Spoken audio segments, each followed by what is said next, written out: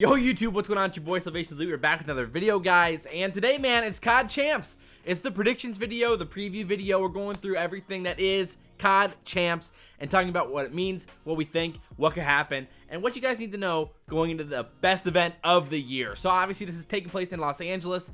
It starts next Wednesday, and that's when the group play matches start. So next Wednesday and Thursday is group play, and then Friday, Saturday, Sunday is the actual bracket with, champions bracket, losers bracket, and heading into grand finals on Sunday. So there is a ton to go through. I was just gonna do a prediction video just for pool play, but I don't know, I just thought we'd put them all together into one massive video and see how it turns out. So yesterday we went through some of the players who are under the most pressure to perform well at Champs. It's pretty short, it's only like 7 minutes or so, so you can definitely watch it before you watch this one.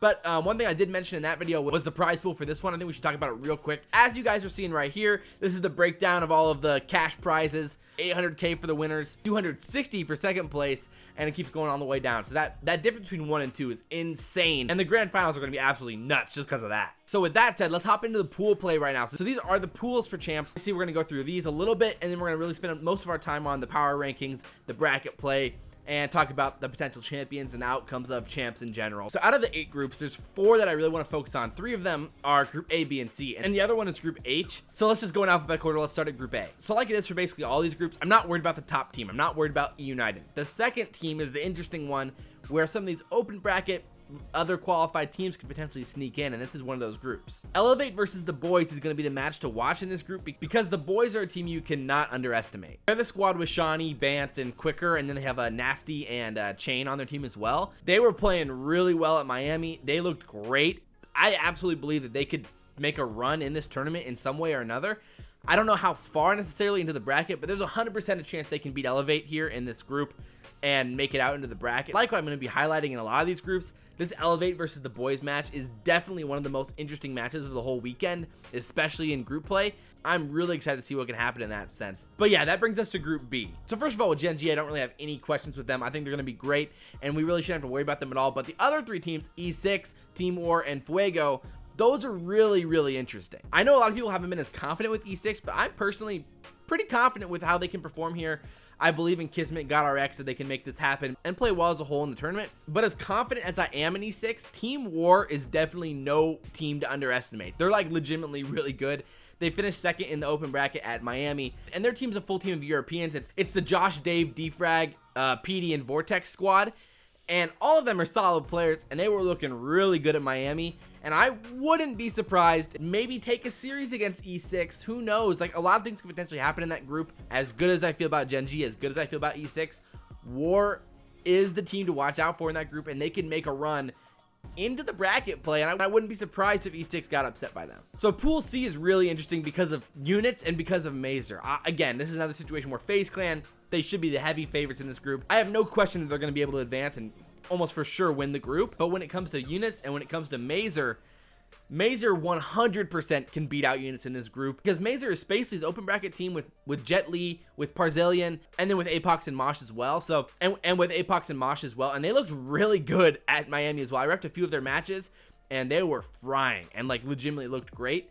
And so I would by no means be surprised if units, they could slip up a little bit, and if they end up giving up that series to Mazer, that is something you need to watch for, and that'll be a fun series to watch, even though they're not the big name teams, quote unquote, in the rest of the tournament. So that's the biggest reason why I'm really looking forward to this group, because that game is going to decide a lot when it comes to Group C. So this last group is the one that I think has gotten the most talk, is Group H. Splice, Heretics, Aspire, and Hybrid Gaming are all in that group, and they all kind of have a chance in this one. But just like the other groups, I'm not worried about Splice. That's not the issue here. The 2 other teams are the interesting ones. That's Heretics and Aspire, because Aspire's team at Miami was nice. That's Fastballer's team with Super, Robbie B, Turn Up Too Easy, and Tish.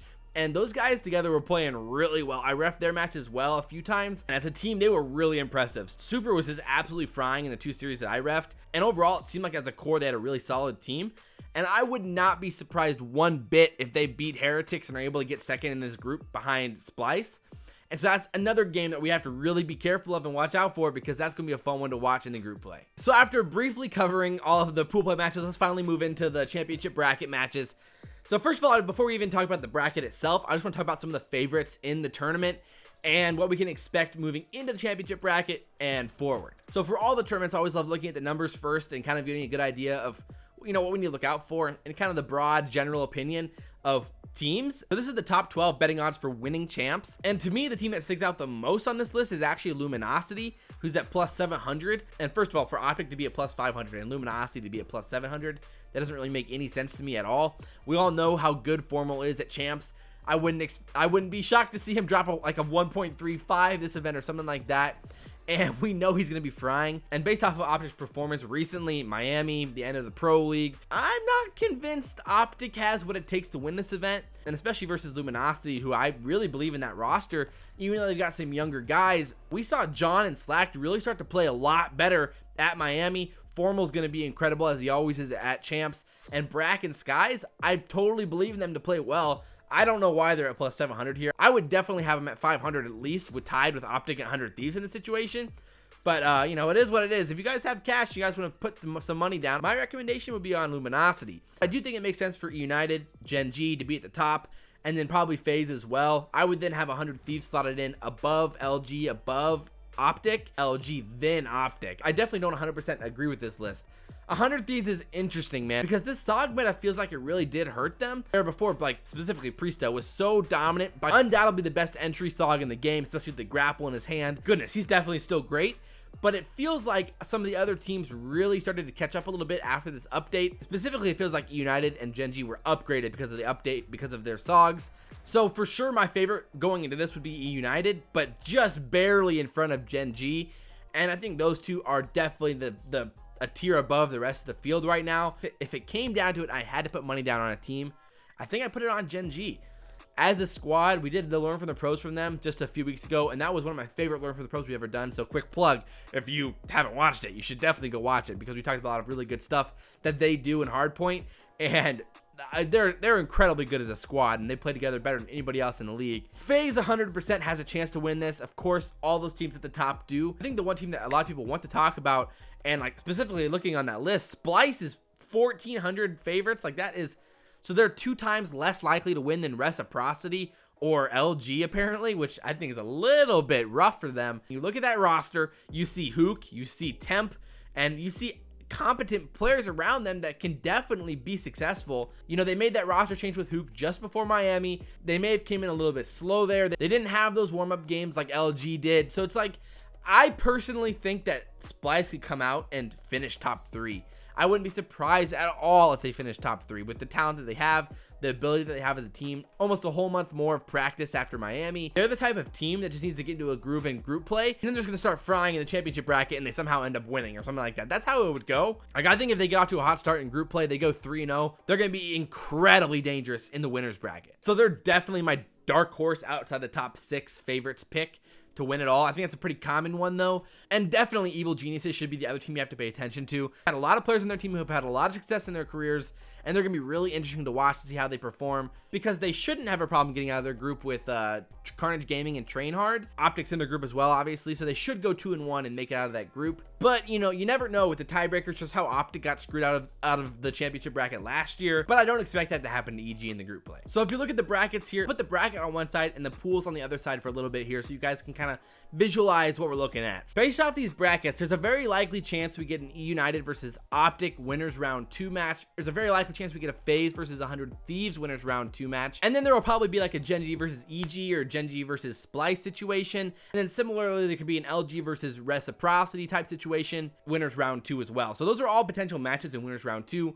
Winners round 1 isn't as crazy. Likely the most juicy matchups would be probably Splice versus EG, OpTic versus Heretics, maybe United versus a team like Team War. So in my predictions, in the winners semifinals, we have GenG versus 100 Thieves. I do think 100 Thieves would come out and beat FaZe.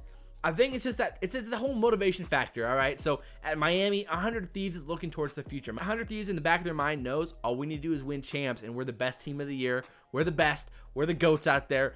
And they slip up to FaZe, where for FaZe, FaZe thinks we need to win a tournament, man. We just got to win a tournament. So FaZe ends up beating 100 Thieves at Miami. And when it's all on the line for 100 T, I think they're going to show up and they're going to play really well. And I would not be surprised at all if they make a comeback in this tournament and, you know, kind of show everybody who's boss now that they're the underdogs, quote unquote.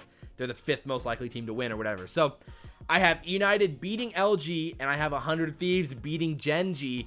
So in this situation, in the winners semis that have eUnited facing LG, I kind of want to take LG. They're kind of my dark horse pick, as you guys, and as I said earlier, I really feel like LG is going to play well this champs. And just for the fun of it, I'm going to say LG beats EU in the winners semis, heading on to the winners finals. And this is where I have 100 Thieves heading to the grand finals, rebounding after their, long, hard fought, whatever, poor Miami performance, and being so far the best team at champs. So after all is said and done, I think GenG is going to make their run through the losers bracket, play against eUnited in the losers finals, where this time GenG gets the best of EU, unlike Miami, where then GenG finally makes it to the grand finals once again. I'm going to put it on them again for the third time this year, is going to get second.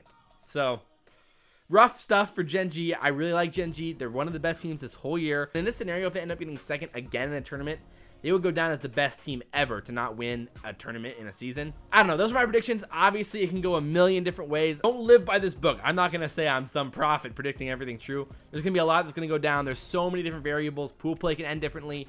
All these different matchups could be completely different. Who knows? So I hope you guys enjoyed this long preview. If you guys did, like, comment, rate, subscribe. We really dove into all of this. I'm heading out for champs next Tuesday. So if you guys are down there at champs, make sure to hit me up, say hi if you guys see me. I'll definitely be around, and hopefully I get to play Modern Warfare when I'm there. That'll be the big thing. So anyway, guys, if you guys enjoyed the video, like, comment, and subscribe if you did. Share it if you guys really enjoy it. I'm trying to do this long term, and I cannot do that for you guys, so I really do appreciate all the support, all the likes, all the comments, all the shares, all the tweets, all the follows, everything else. But as always, guys, I'm SalvationsElite, and we'll see you next time. I'm out.